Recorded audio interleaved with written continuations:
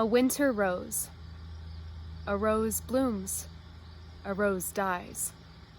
Winter glistens. Winter chills. Then what answers does a winter rose carry? I thought the answer would never come. Petals scented my heart, snowflakes sparkling like glass, revealing our bond. Then a stupid accident happened.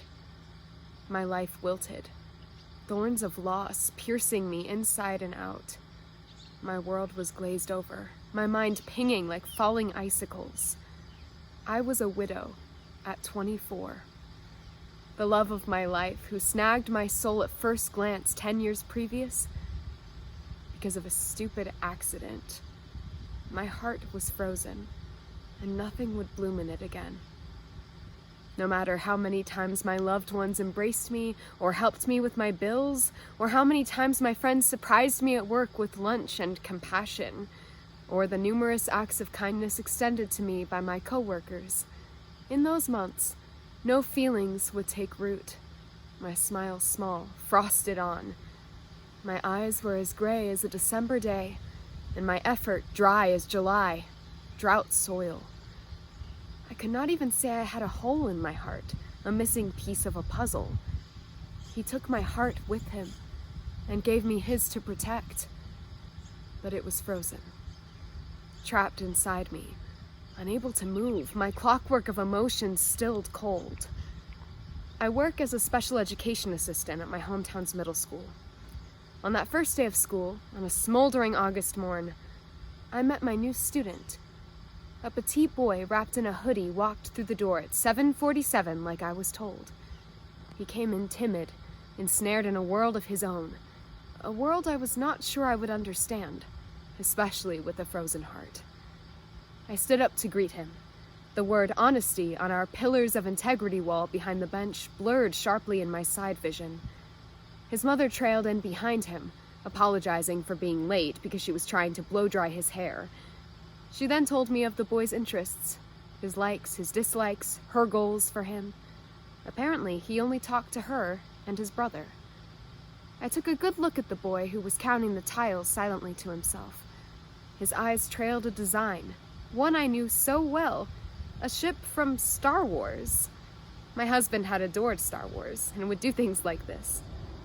My heart did one large thump in my empty chest, the first one in 3 months, but it stayed frigid in its spot, frozen. As our year progressed, I observed my student, noting his hobbies, his quirks, his fears. After 1 month, he would smile when he saw me. After 2, he would poke me. 3, he would play little pranks.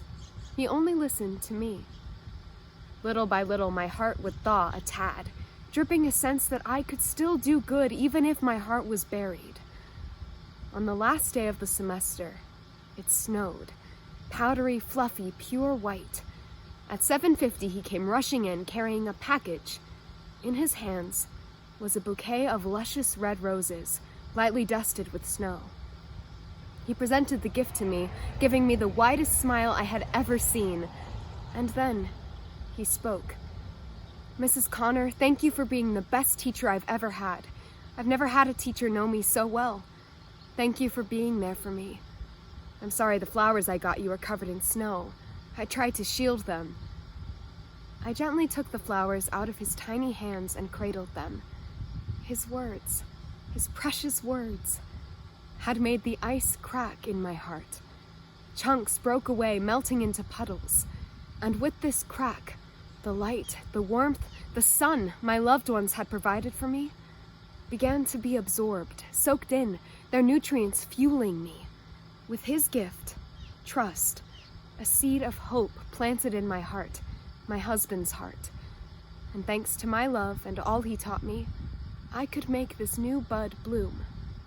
No, they're perfect the way they are. I think winter roses are lovely. Thank you. My face felt warm as I smiled and hugged him. With that, we headed to class, my blessed winter roses in hand, and their meaning, the answer, in my head.